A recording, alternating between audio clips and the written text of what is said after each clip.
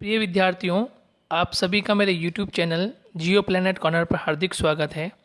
अगर आप इस चैनल पर नए हैं तो इसे सब्सक्राइब ज़रूर करें, साथ ही बेल आइकन को भी प्रेस करें जिससे कि मेरे आने वाले वीडियोस का नोटिफिकेशन आपको तुरंत मिल जाए। और यदि आपको वीडियोस पसंद आए तो इसे लाइक एंड शेयर करना ना भूलें। हेलो स्टूडेंट्स, भूगोल की सीरीज़ में हम कक्षा 9 के लिए भारत का भूगोल जो पाठ्य पुस्तक है उस पर चर्चा कर रहे थे। और लास्ट हमने भारत का उपवा तंत्र, भारत की प्रमुख नदियों के बारे में अध्ययन किया, जहाँ हमने पढ़ा था कि मुख्य रूप से दो महत्वपूर्ण तंत्र भारत में विद्यमान हैं, एक हिमालय तंत्र और दूसरा प्रायद्वीपीय तंत्र।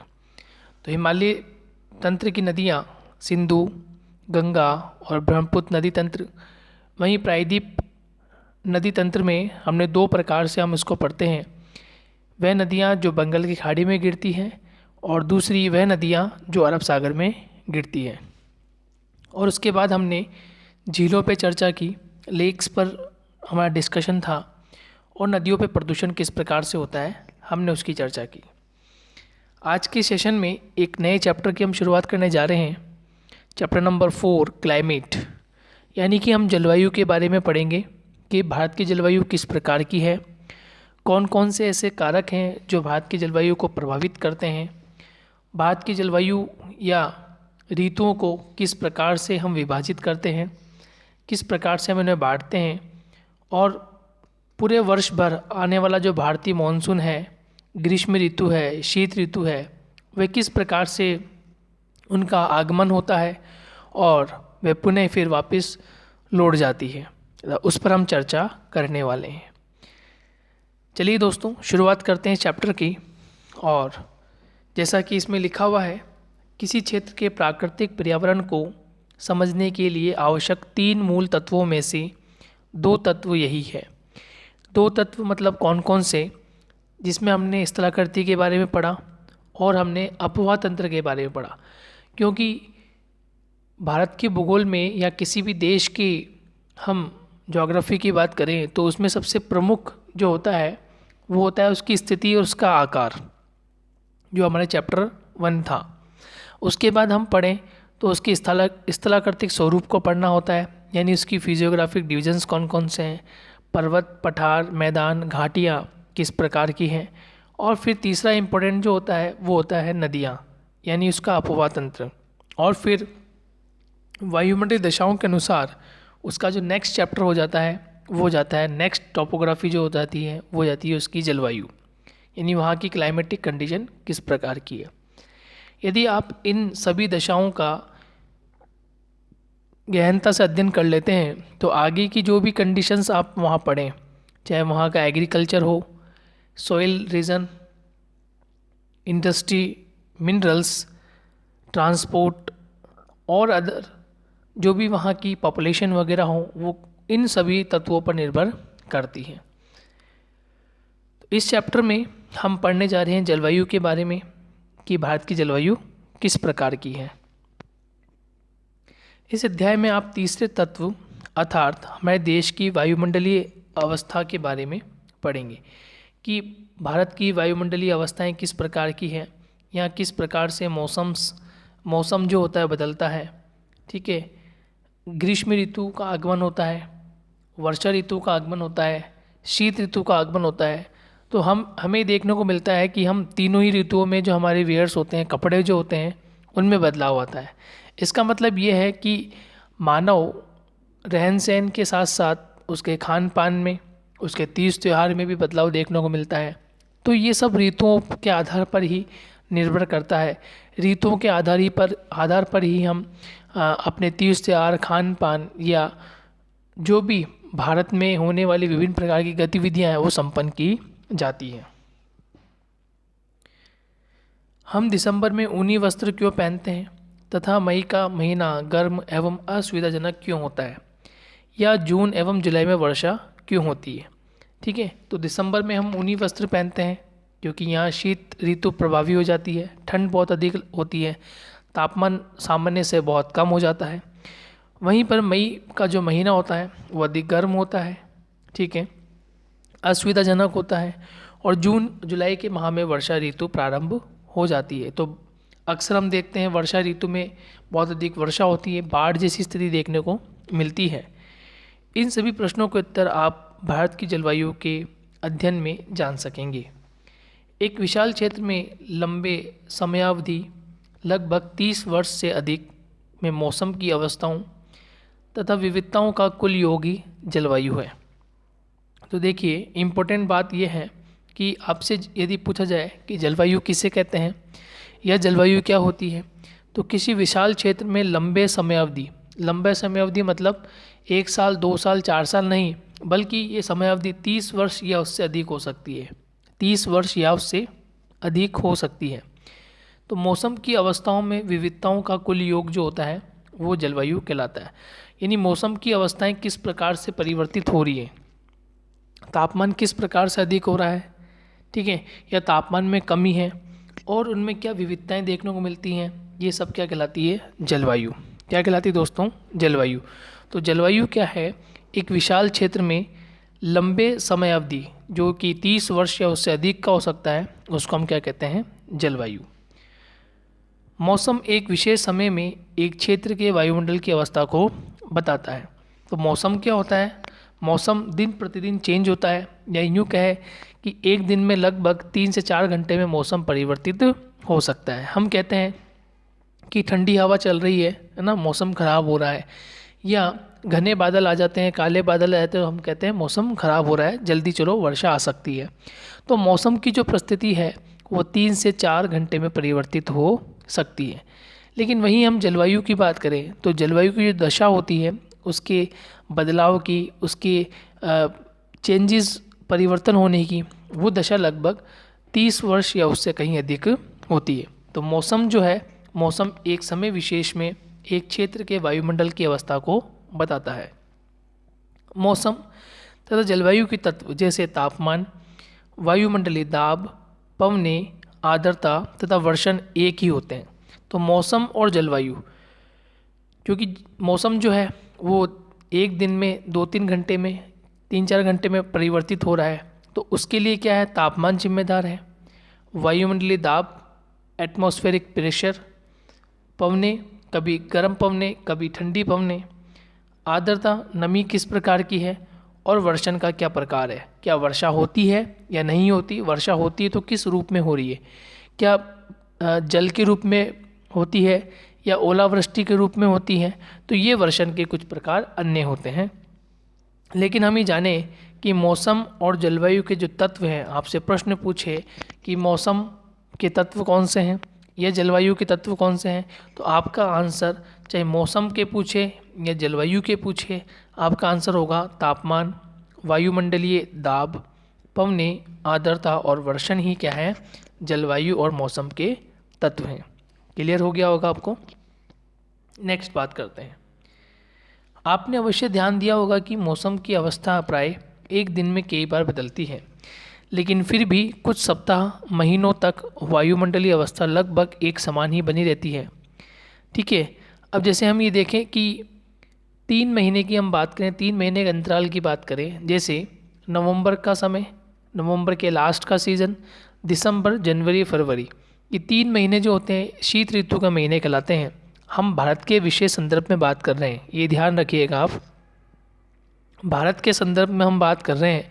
तो जो 3 महीने हैं, नवंबर लास्ट है, दिसंबर, जनवरी और फरवरी, ये 3 महीने ऐसे महीने होते हैं जहाँ शीत ऋतु बहुत अधिक होती है। उसके बाद मार्च, अप्रैल और मई का समय, ऑलमोस्ट जून, ऐसा समय होता है जब धीरे धीरे ग्रीष्म ऋतु प्रभावी हो जाती है, तापमान अधिक हो जाता है। और फिर उसके पश्चात जैसे जैसे हम आगे की ओर बढ़ते हैं तो जुलाई, अगस्त, सितंबर का ये जो मंथ होता है, अक्टूबर तक का जो मंथ होता है, ये मौसम होता है वर्षा ऋतु का। तो ये धीरे धीरे चेंजेस होता है, ठीक है, बदलता रहता है। तो इसको हम क्या कहते हैं, इसको हम कहते हैं ऋतु। क्या कहते हैं, ऋतु, यानी सीजन्स कहते हैं। जो पूरे वर्ष को विभाजित करें तो लगभग 3 महीने की एक एक पैटर्न आता है। 3 महीने शीत ऋतु, 3 महीने ऑलमोस्ट जो हम देखें तो ग्रीष्म ऋतु, फिर 3 महीने वर्षा ऋतु, और कुछ जो समय बचता है 3 महीने का उसमें बसंत ऋतु या थोड़ी ठंडक होती है, ठीक है, तो शरतकालीन ऋतु। इस प्रकार का हमें पैटर्न देखने को मिलता है। जैसे दिन गर्म या ठंडे, हवादार या शांत, आसमान बादलों से घिरा या साफ तथा आर्द्र या शुष्क हो सकते हैं। तो देखिए हम क्या देखते हैं कि काफ़ी समय तक, यानी 1 सप्ताह तक हो सकता है या 1 महीने तक वायुमंडलीय जो अवस्था होती है वो लगभग समान बनी रह सकती है।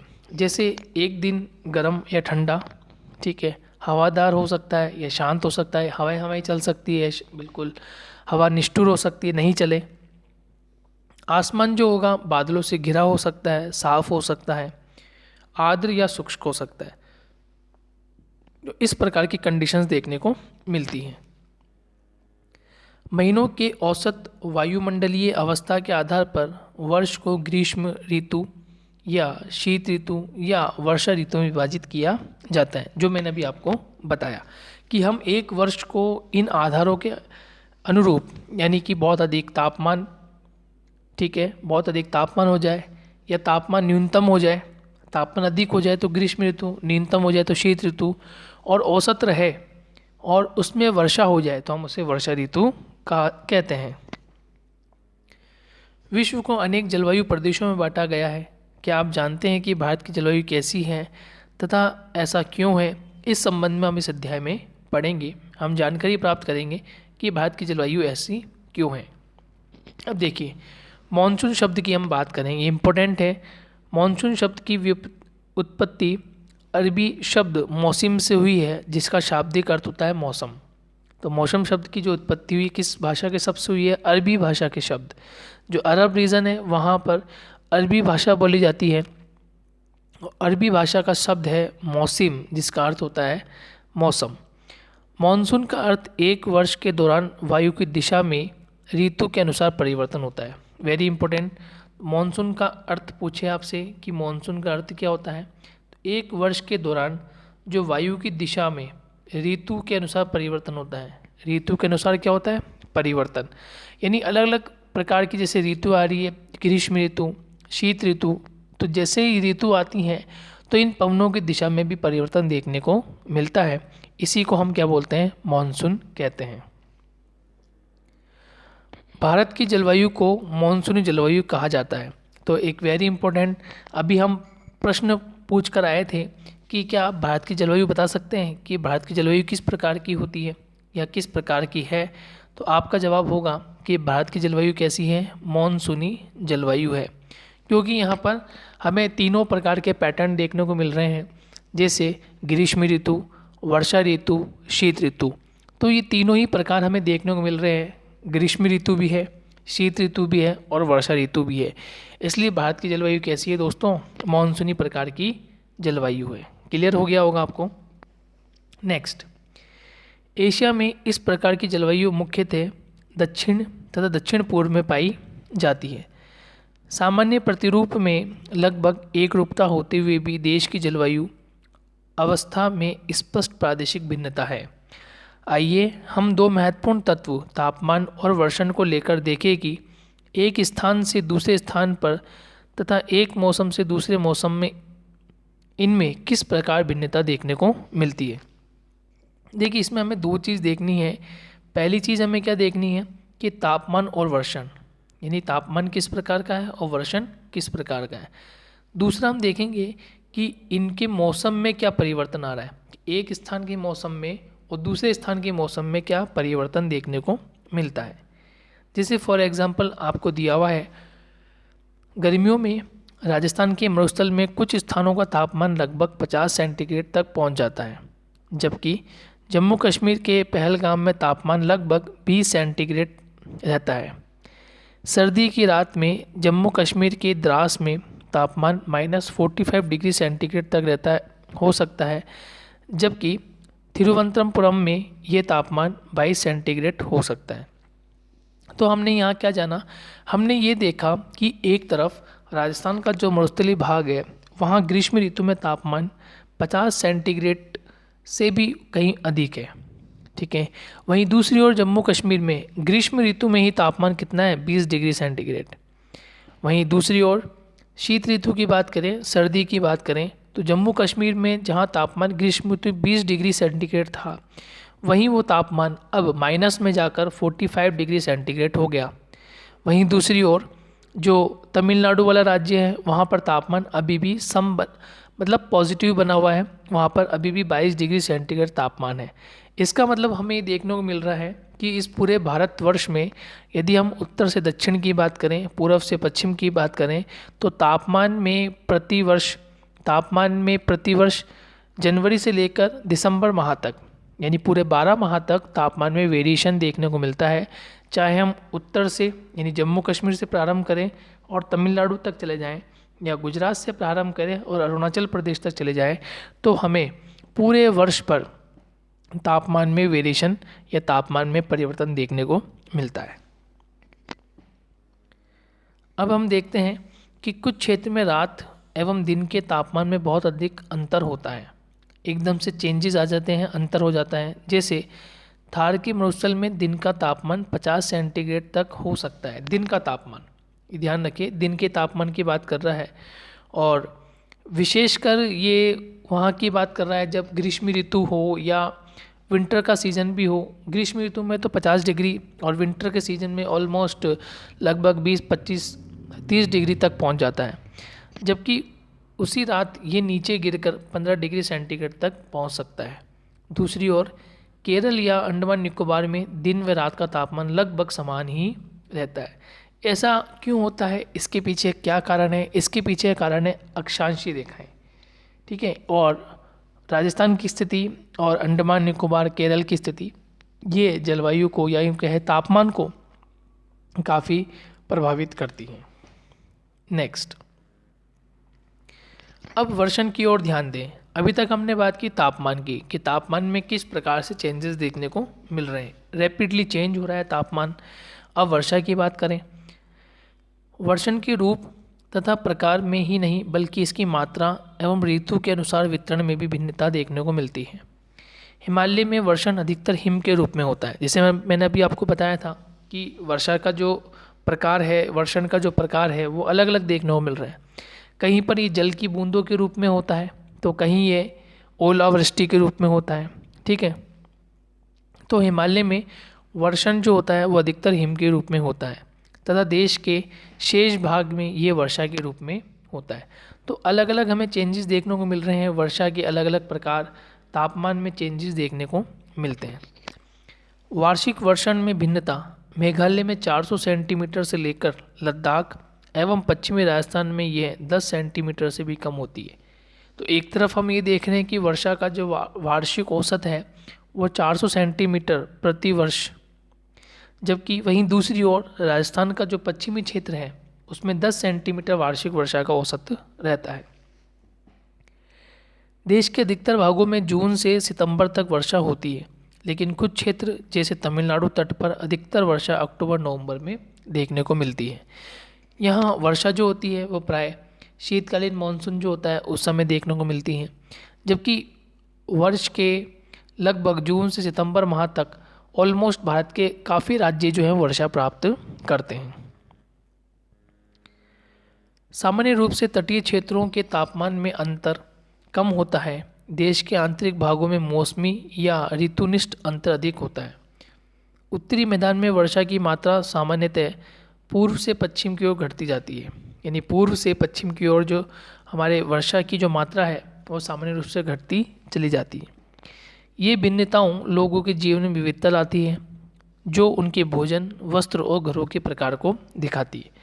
तो जिस प्रकार से किसी भी देश की जलवायु, वहाँ की भौतिक परिस्थितियाँ, भौतिक परिवेश, भौतिक स्वरूप और जिस प्रकार का आबोहवा तंत्र होगा, नेचुरल है, वहाँ के निवासियों में विभिन्न प्रकार के चेंजेस आते हैं, उनकी विचारधाराओं में परिवर्तन आता है, वेशभूषा में, खान पान में, संस्कृति में बदलाव देखने को मिलता है।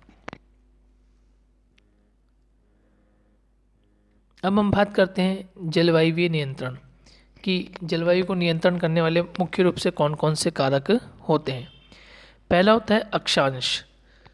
अक्षांशीय स्थिति जो होती है वह बहुत महत्वपूर्ण होती हैं। और अक्षांशों के बारे में आप जो हमारा पहला अध्याय था, चैप्टर 1 जो था, उसमें आप पढ़कर आ चुके हैं कि भारत की स्थिति जो है वो, यदि हम भारत की धरातलीय भूमि की बात करें तो ये 8 डिग्री 4 मिनट से प्रारंभ होकर 37 डिग्री 6 मिनट उत्तरी अक्षांश तक, और यदि हम अंडमान निकोबार द्वीप समूह को शामिल कर लें तो ये 6 डिग्री 4 मिनट से लेकर 37 डिग्री 6 मिनट तक अवस्थित है। ये हमारी अक्षांशीय रेखाएं होती हैं।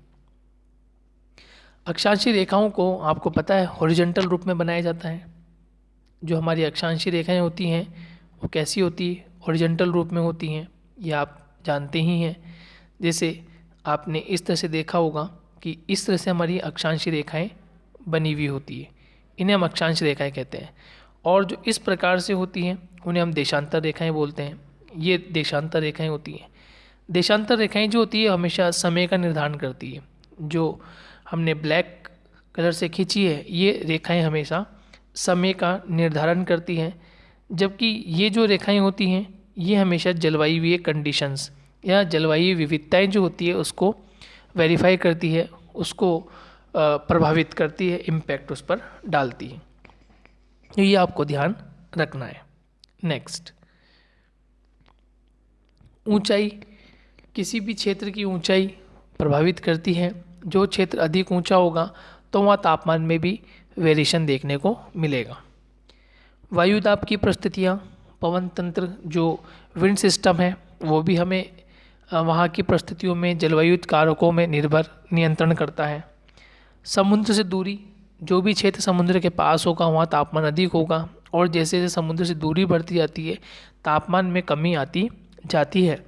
लेकिन दोनों ही परिस्थितियों में शीत ऋतु की परिस्थिति अलग होती है, तापमान कम होता है समुद्र से दूरी बढ़ने पर। और जब हम देखते हैं ग्रीष्म ऋतु होती है और जब समुद्र से दूरी बढ़ती है तो वहाँ तापमान अधिकता देखने को मिलती है, टेम्परेचर हाई हो जाता है। महासागरीय धाराएं।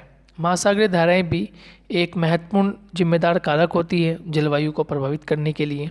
और उच्चावच, जो उच्चावच होते हैं उसके लक्षण किस प्रकार के, पर्वत है, पठार है, मैदान है, ठीक है, या तटीय क्षेत्र है, वह भी एक प्रकार से जलवायु को प्रभावित करते हैं।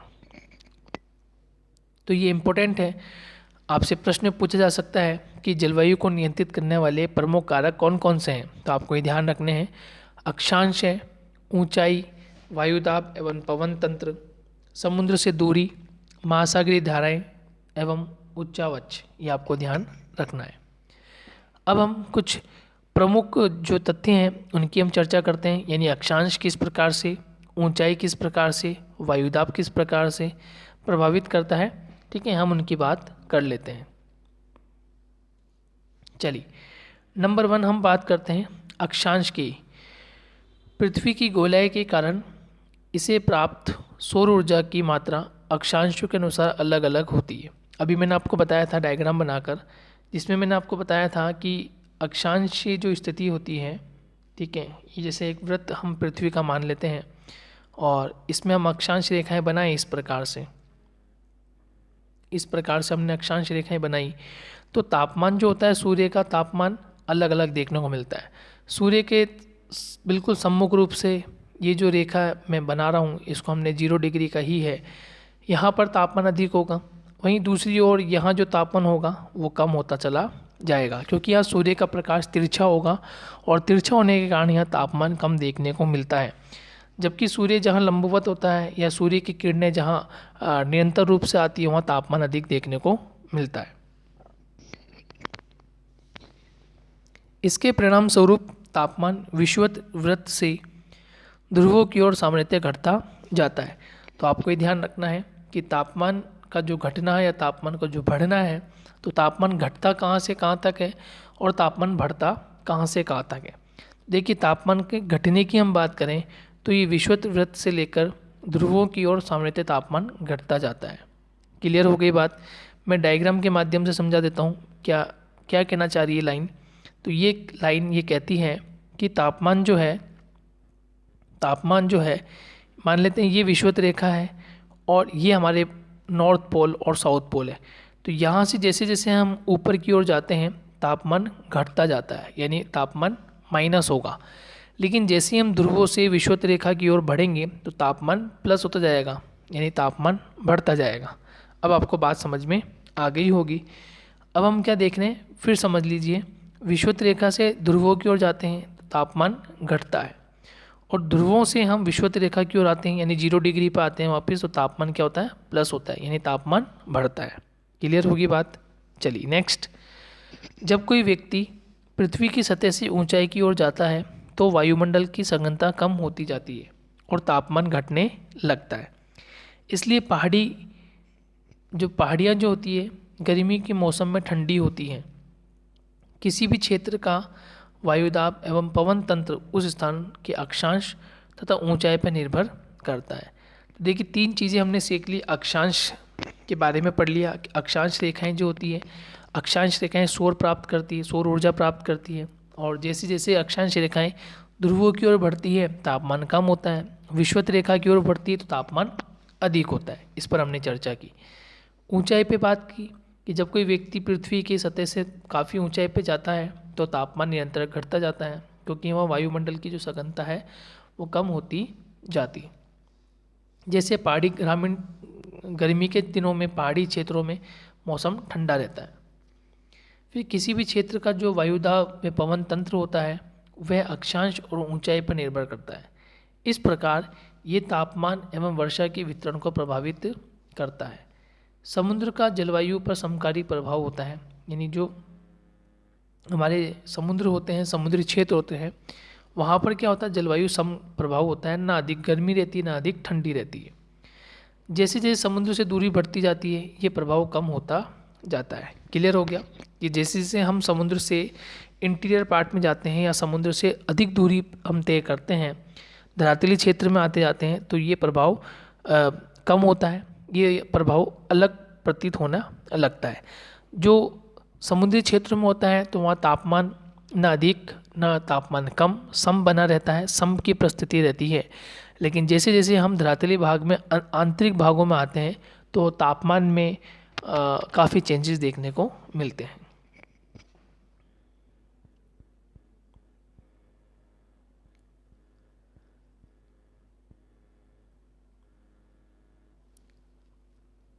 एवं लोग विषम मौसमी अवस्थाओं को महसूस करते हैं। इसे महाद्वीपीय अवस्था, गर्मी में बहुत अधिक गर्म और सर्दी में बहुत अधिक ठंडा कहते हैं। कि जैसे जैसे हम धरातली क्षेत्र में आते जाते हैं तो धरातली क्षेत्र में हम ये देखते हैं कि एक अवस्था ऐसी आती है जब बहुत अधिक गर्मी जब रहती है तो तापमान उच्च हो जाता है, तापमान 50 डिग्री या उससे कहीं अधिक हो जाता है। और जब ठंड का मौसम आता है, शीत ऋतु का मौसम आता है, तो धरातली क्षेत्र बहुत अधिक ठंडा हो जाता है। इसे हम क्या कहते हैं, इसे हम महाद्वीपीय अवस्था कहते हैं कि गर्मी में बहुत अधिक गर्म हो जाता है और सर्दी में बहुत अधिक ठंडा हो जाता है। तो इसे हम कहते हैं हमारे वायुदाब में और हमारे पवन तंत्र में किस प्रकार से अंतर आता है, और समुद्रों से जैसे जैसे हम दूर जाते हैं तो वो किस प्रकार से अंतर देखने को मिलता है। आगे हम बात करें दोस्तों तो महासागरीय धाराएं होती हैं। महासागरीय धाराएं समुद्रों में चलती हैं और ये किस प्रकार से किसी भी देश के मौसम को, जलवायु को प्रभावित करती है। समुद्र से तट की ओर चलने वाली, यानी समुद्र से तट की ओर जो धाराएं चलती हैं वे तटीय क्षेत्रों को, जलवायु को प्रभावित करती है। उदाहरण के लिए कोई भी तटीय क्षेत्र जहां गर्म या ठंडी जलधाराएं बहती हैं और वायु की दिशा समुद्र से तट की ओर, तब वह तट गर्म या ठंडा हो जाएगा। ठीक है, वापिस से समझिएगा क्या कहना चाह रहा है। ये कहना चाहता है कि समुद्र से तट की ओर, कि मान लीजिए कोई जलधारा जो है वो समुद्र से भारत के तट की तरफ आती है, ठीक है, चलने लगती है, तो तटीय क्षेत्रों की जलवायु को प्रभावित करती है। सिंपल सी बात है। उदाहरण के लिए आप समझें कि कोई भी तटीय क्षेत्र, जैसे भारत का तटीय क्षेत्र है जहाँ गर्म या ठंडी जलधाराएं बहती है और वायु की दिशा समुद्र से तट की ओर हो, यानी वायु कहाँ है, समुद्र से तट की ओर हो। यदि जलधारा गर्म होगी, जल जो होगा, जल का तापमान जो होगा गर्म होगा, तो नेचुरल है तट को भी गर्म करेगा, यानी वहाँ जो हवाएं होगी, जो वायु वहाँ बहेगी वो गर्म होगी। लेकिन यदि जल का तापमान कम है, ठंडा जल है, तो ऐसी स्थिति में क्या होगा, तट पर भी क्या होगा, ठंडक महसूस होगा, तापमान कम हो जाएगा। तो वायु की दिशा समुद्र से तट की ओर है, तब वह तट गर्म या ठंडा हो जाएगा। क्लियर हो गया। डिपेंड करता है कि समुद्र का जल जो है वो किस प्रकार का है और हवा किस प्रकार की चल रही है। यदि हवा भी ठंडी है, समुद्र का जल भी ठंडा है, तो नेचुरली तट को ठंडा करेगा। और हवा गर्म है, एटमॉस्फेयर में हवा जो है वो शुष्क है, जल है वो भी गर्म है, तो ऐसी स्थिति में वहाँ जो महसूस होगा वो गर्म या बहुत अधिक गर्मी वहाँ पर देखने को मिलती है। अंत में किसी स्थान की जलवायु को निर्धारित करने में उच्चावच की भी महत्वपूर्ण भूमिका होती है। ऊंचे पर्वत ठंडी अथवा गर्म वायु को अवरोधित करते हैं। यदि उनकी ऊंचाई इतनी हो कि वे वर्षा लाने वाली वायु को रास्तों को रोकने में सक्षम हो, तो यह उसे क्षेत्र में वर्षा का कारण भी बन सकते हैं। पर्वतों के पवन विमुख ढाल अपेक्षाकृत सूखे रहते हैं। यानी कहने का मतलब यह है कि जहाँ ऊंचे ऊंचे पर्वत, ऊंची ऊंची पहाड़ी क्षेत्र होते हैं, यदि वहाँ पर जो वर्षा से युक्त बादल होते हैं उनको रोकने में सक्षम होते हैं तो वहाँ वर्षा हो जाती है।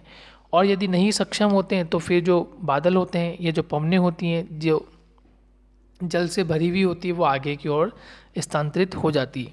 तो उच्चावच जो क्षेत्र होता है वो भी एक महत्वपूर्ण कारक होता है किसी भी क्षेत्र की जलवायु को निर्धारित करने के लिए। तो हमने यहाँ पर 5 बिंदुओं को कवर किया। पहला हमने कवर किया अक्षांश, अक्षांश किस प्रकार से जलवायु को प्रभावित करता है। दूसरा हमने पढ़ा ऊंचाई, ठीक है, किसी भी क्षेत्र की, किसी भी स्थान की ऊंचाई किस प्रकार से जलवायु को प्रभावित करती है। तीसरा हमने पढ़ा वायुदाब और पवन तंत्र, यानी कि विंड सिस्टम और जो हमारा विंड प्रेशर सिस्टम है उसको हमने पढ़ा। फिर हमने पढ़ा कि वहाँ की महासागरीय धाराएं किस प्रकार की है। ठंडी है तो उस क्षेत्र को ठंडा कर देती है, गर्म होगी तो क्षेत्र को गर्म कर देती है। और फिर पढ़ा हमने इसका जो फिजियोग्राफी रीजन है, यानी इसका जो उच्चावचीय भाग है, ठीक है, वो किस प्रकार का है। यदि वह अधिक ऊंचा होगा तो बादलों को, पवनों को रोक सकता है और वर्षा करा सकता है, और यदि कम ऊंचा होगा तो पवनें निरंतर बह सकती है और आगे की ओर जा सकती है। तो ये कुछ थे जलवायु को नियंत्रित करने वाले कारक। इस पर हमारा डिस्कशन हो चुका है। अब हम बात करते हैं दोस्तों भारत की जलवायु को प्रभावित करने वाले कारक। अभी तक हमने पढ़े थे जलवायु नियंत्रण, यानी जलवायु को नियंत्रित करने वाले कारक। अब हम पढ़ेंगे स्पेसिफिक रूप से कि भारत की जलवायु को कौन कौन से कारक प्रभावित करते हैं, कि भारत की जलवायु किन कारकों से प्रभावित होती है, हम उनकी चर्चा करने जा रहे हैं। ठीक है, इम्पोर्टेंट है, अच्छे से समझिएगा, क्योंकि एक एक पॉइंट यदि आप समझ जाएंगे तो आगे का जो हम पॉइंट कवर करेंगे भारतीय मॉनसून, वो आपको अच्छे समझ में आ जाएगा। चलिए, भारत की जलवायु को प्रभावित करने वाले कारक को हम डिस्कस करते हैं। और इसमें भी जो पहला पॉइंट है वो है अक्षांश। इसमें जो फर्स्ट पॉइंट है वो क्या है, अक्षांश। पहले भी हम अक्षांश को हमने पढ़ा है और यहाँ पर भी हम अक्षांश को पढ़ रहे हैं। कर्क वृत्त देश के मध्य भाग, पश्चिम में कच्छ के रण से लेकर पूर्व में मिजोरम से होकर गुजरती है।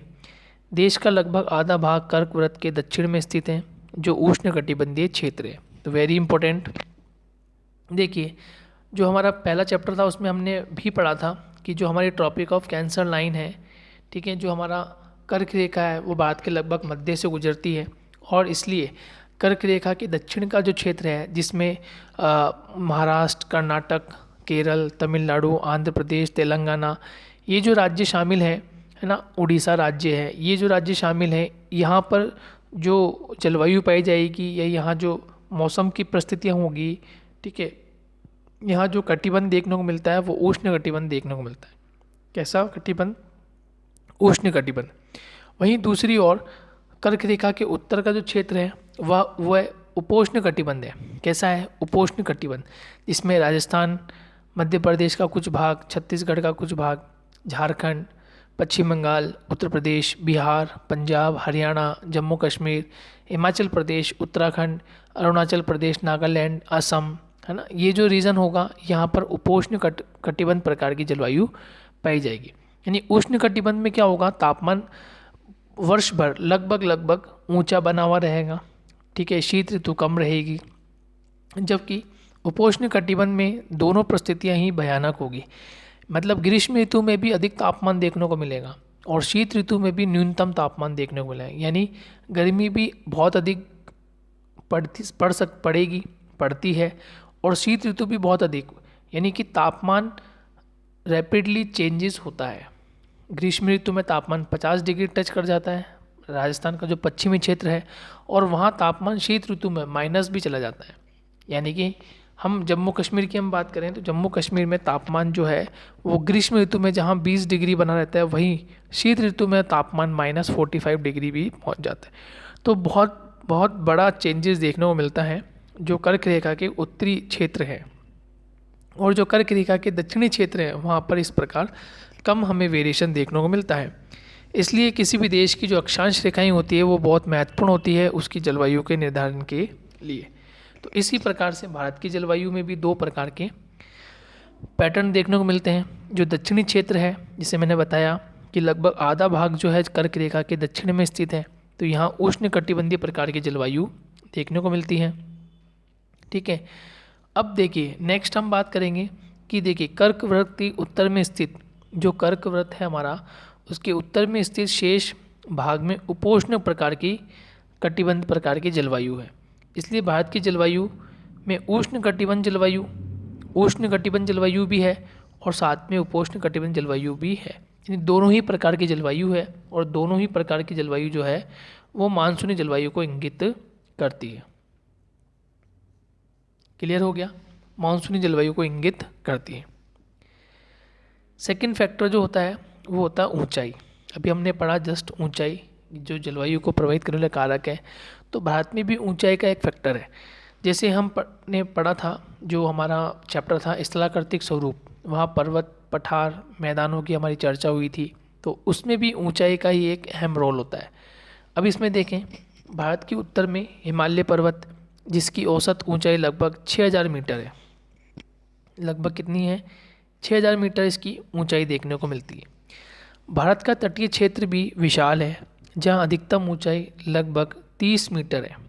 ठीक है, हिमालय मध्य एशिया से आने वाली ठंडी हवाओं को भारतीय उपमहाद्वीप में प्रवेश करने से रोकता है।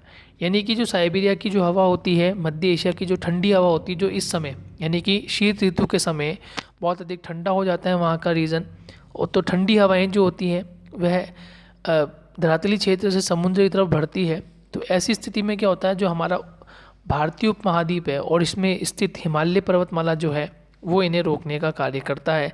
इसलिए यहाँ पे ठंड इतनी अधिक नहीं होती जितनी होनी चाहिए। तो एक ये मेजर फैक्टर यहाँ काम करता है। पर्वतों के कारण इस क्षेत्र में मध्य एशिया की तुलना में ठंड कम पड़ती है। तो जो मध्य एशिया रीजन है, साइबेरिया है, चाइना वाला रीजन है, यहाँ पर ठंड आपको अधिक देखने को मिलती है। आप डायग्राम के माध्यम से आप समझेंगे, जो आपको एक मानचित्र दिया हुआ है, उस मानचित्र में आप देखें तो उस मानचित्र में आप देख पाएंगे, मैं बना देता हूँ। ये हमारा जो है हिमालय रीजन है और ये मध्य एशिया वाला रीजन है, साइबेरिया के रीजन है। तो इस रीजन में ठंड अधिक पड़ती है, शीत ऋतु के समय यहाँ ठंड अधिक पड़ती है, और यहाँ से जो हवाएं होती हैं, यहाँ से जो हवाएं होती हैं वो इस तरह से आती है। तो हमारा हिमालय रीजन जो है वो इनको रोकने में सहायक होता है। इसलिए यहाँ ठंड जितनी पड़ती है उससे कहीं अधिक पड़ सकती है यदि हिमालय नहीं होता तो जितनी ठंड पड़ रही है उससे कहीं अधिक। जैसे हम राजस्थान की बात करें या हम कर्क रेखा के उत्तर की क्षेत्र की बात करें, तो यहाँ सर्दी में जो तापमान होता है almost 5 degree, 6 degree, 7 degree, 8 degree बना हुआ है। लेकिन यदि हमारा हिमालय नहीं होता तो हो सकता है कि यहाँ टेम्परेचर जो है -10, -11, -12, -13 भी हो सकता है। तो एक हिमालय जो है वो हिमालय ठंडी हवाओं को रोकने का कार्य करता है। और जब हम भारत का भौतिक स्वरूप पढ़ते हैं तो वहाँ हिमालय की विशेषताओं के बारे में पढ़ते हैं कि हिमालय हमारे लिए क्यों महत्वपूर्ण है। तो मैंने कहा कि किसी भी देश की भौगोलिक कंडीशंस को जानने पहचानने के लिए 3 से 4 प्रमुख पॉइंट इंपॉर्टेंट होते हैं। उसमें भौतिक स्वरूप होता है, वहाँ का आबोहवा तंत्र होता है, जलवायु होती है और उसकी स्थिति और उसका आकार महत्वपूर्ण होता है। नेक्स्ट हम बात करें वायुदाब एवं पवनें। तो वायुदाब और पवनें ये भी एक महत्वपूर्ण रोल अदा करती है। जहाँ वायुदाब कम होता है तो उच्च वायुदाब से पवनें निम्न वायुदाब की ओर चलती हैं। ये एक साइंटिफिक रीज़न है। जहाँ वायुदाब कम होता है वहाँ उच्च वायुदाब से निम्न वायुदाब की ओर पवनें जो होती है गतिशील होती है ना। इसका एक अलग कारण है, वो हम बताएंगे। ये तापमान से रिलेटेड कारण होता है। वायुदाब एवं धरातली पवनें, ऊपरी वायु परिसंचरण एवं पश्चिमी चक्रवात विक्षोभ व उष्ण कटिबंधीय चक्रवात, ये तीन पैटर्न होते हैं। तीन पैटर्न आपको बताए गए हैं। वायुदाब और धरातली पवनों का क्या संबंध है, ऊपरी वायु परिसंचरण जो होता है, जेट धाराएं जो होती है उनका क्या संबंध स्थापित होता है, और उसके बाद बता रखा है आपको जो पश्चिमी चक्रवात विक्षोभ आते हैं या जो उष्ण कटिबंधीय चक्रवात होते हैं उनका क्या संबंध स्थापित होता है। भारत उत्तरी पूर्वी व्यापारिक पवनों वाले क्षेत्र में स्थित है। ये पवनें उत्तरी गोलार्ध के उपोष्ण कटिबंध उच्च दाब पेटियों से उत्पन्न होती हैं। ये दक्षिण की ओर बहती है। कोरियोलिस बल के कारण दाहिनी ओर विक्षेपित होकर विषुवतीय निम्न वायुदाब वाले क्षेत्रों की ओर बढ़ती है। तो जो हमारी उत्तरी पूर्वी व्यापारिक पवनें होती हैं, एक व्यापारिक पवनें अलग ग्लोबल विंड्स कहलाती हैं। इन पवनों के कारण क्या होता है, ये उत्तरी गोलार्ध वाले उपोष्ण कटिबंध से गुजरती है जहाँ उच्च दाब पेटियाँ उत्पन्न हो जाती है। ये दक्षिण की ओर बहती है, यानी कि हिंद महासागर की तरफ आती है, और वहाँ कोरियोलिस बल होने के कारण ये अपने राइट हैंड साइड की तरफ मुड़ना प्रारंभ होती है। सामान्यतः इन पवनों में नमी की मात्रा बहुत कम होती है क्योंकि ये स्थलीय भागों पर उत्पन्न होती है और वहीं से बहती है। इसलिए इन पवनों के द्वारा वर्षा कम या नहीं होती। ठीक है, इसलिए इन पवनों के द्वारा वर्षा तो कम होती है या नहीं भी होती। इस प्रकार भारत को शुष्क क्षेत्र होना चाहिए, लेकिन ऐसा नहीं है। आइए देखें ऐसा इसलिए क्यों नहीं है, इसका कारण क्या है। तो इसका कारण ये होता है कि भारत की वायुदाब एवं पवन तंत्र अद्वितीय है। शीत ऋतु में हिमालय की उत्तर में उच्च दाब होता है। इस क्षेत्र में ठंडी शुष्क हवाएं दक्षिण में निम्न दाब वाले महासागरीय क्षेत्र के ऊपर बहती है, जिससे क्या देखने को मिलता है कि ग्रीष्म ऋतु में आंतरिक एशिया एवं उत्तरी पूर्वी भारत के ऊपर निम्न दाब का क्षेत्र उत्पन्न हो जाता है। इसके कारण गर्मी के दिनों में वायु की दिशा पूरी तरह से परिवर्तित हो जाती है। वायु दक्षिण में स्थित हिंद महासागर के उच्च दाब वाले क्षेत्र से दक्षिणी पूर्वी दिशा में बहते हुए विषुवत वृत्त को पार कर दाहिनी ओर मुड़ती है और भारतीय उपमहाद्वीप में निम्न दाब की ओर बढ़ने लगती है। इन्हें दक्षिण पश्चिम मानसूनी पवनें कहते हैं। अब देखिए, इसको समझने के लिए आपको उस मानचित्र में आना पड़ेगा और उस मानचित्र में आपको समझना पड़ेगा।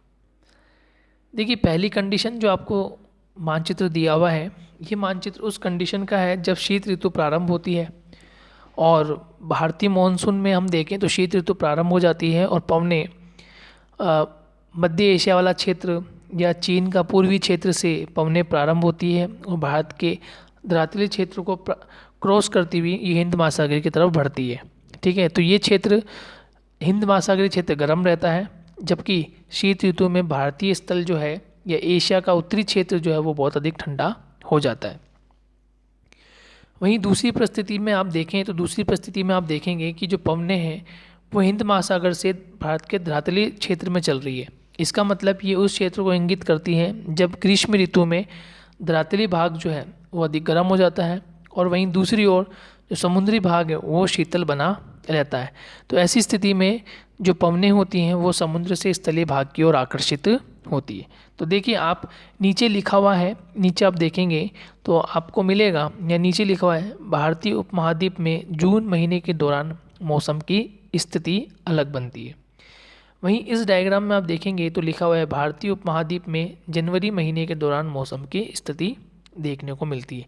तो ये अलग अलग जो मंथ है, अलग अलग माह है, इनमें आपको अलग अलग देखने को परिस्थितियाँ मिलती हैं, क्योंकि ग्रीष्म ऋतु में पवनों का जो पैटर्न होता है, पवनों की जो दिशा होती है वो समुद्र से स्थल की ओर होती है, और शीत ऋतु में जो पवनों की दिशा होती है वो स्थल से समुद्र की ओर होती है। यानी कि जो हमारा स्थलीय भाग है वो अधिक ठंडा होता है और हमारा जो समुद्री भाग है वो गर्म होता है। जबकि ग्रीष्म ऋतु में समुद्री भाग ठंडा होता है और स्थलीय भाग जो होता है वो गर्म देखने को मिलता है। तो ये पैटर्न हमें देखने को मिल सकता है।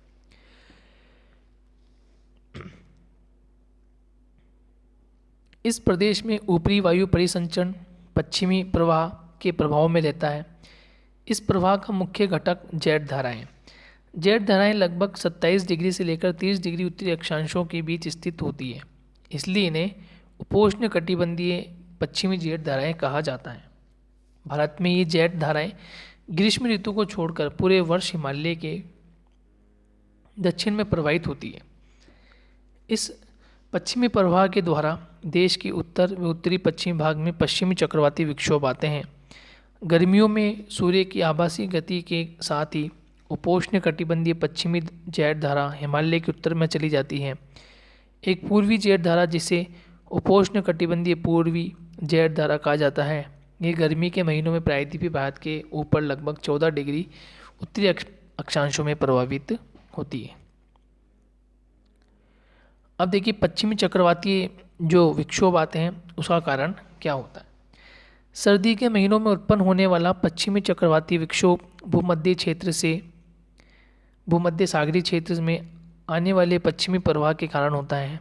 ये प्राय भारत के उत्तर एवं उत्तरी पश्चिमी क्षेत्र को प्रभावित करते हैं। उष्णकटिबंधीय चक्रवात मानसूनी महीनों के साथ साथ अक्टूबर एवं नवंबर के महीनों में आते हैं तथा ये पूर्वी प्रवाह के एक भाग होते हैं एवं देश के तटीय क्षेत्रों में प्रभावित करते हैं। क्या आपने आंध्र प्रदेश एवं उड़ीसा के तटों पर उनके द्वारा किए गए विनाश के बारे में पढ़ा या सुना है ना। आप सुनते हैं कि बंगाल की खाड़ी में चक्रवात उत्पन्न हुआ जो कि उड़ीसा, आंध्र प्रदेश या तमिलनाडु को इम्पैक्ट डालता है। उनकी जो क्षेत्रीय में बाढ़ आना शुरू हो जाती है, हवाएं बहुत तेज़ गति से चलती हैं, तो इस प्रकार की वहाँ घटनाएं होती हैं।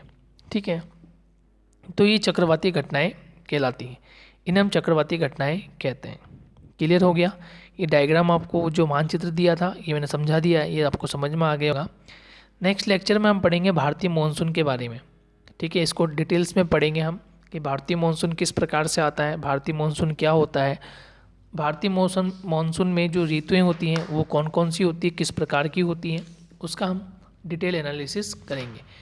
तो अभी तक हमने पढ़ा है जलवायु को नियंत्रण करने वाले कारक कौन कौन से, भारत में कौन कौन से ऐसे कारक है जो जलवायु को नियंत्रित करते हैं, या जलवायु कैसे कौन से कारक है जो भारत पर इम्पैक्ट डालते हैं।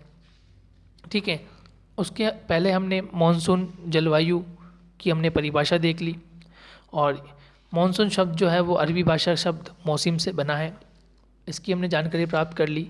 इम्पोर्टेंट फैक्ट्स हमने देख लिए हैं। ठीक है, चक्रवातीय विक्षोभ क्या होते हैं इसके बारे में जानकारी प्राप्त कर ली, जेट धारा क्या होती है इसके बारे में जानकारी प्राप्त कर ली। ठीक है दोस्तों, तो मिलेंगे नेक्स्ट लेक्चर में। जब तक के लिए धन्यवाद। आप इसको अच्छे से पढ़ें और इसके नोट्स बनाएं, बुक को पढ़ें, बुक के चैप्टर्स को एक बार फिर रीड करें, वीडियो को देखें, वीडियो को समझें, और इम्पोर्टेंट बातें जो मैंने बताई है उसको आप नोट करें। तो मिलते हैं नेक्स्ट लेक्चर में, जब तक के लिए थैंक यू।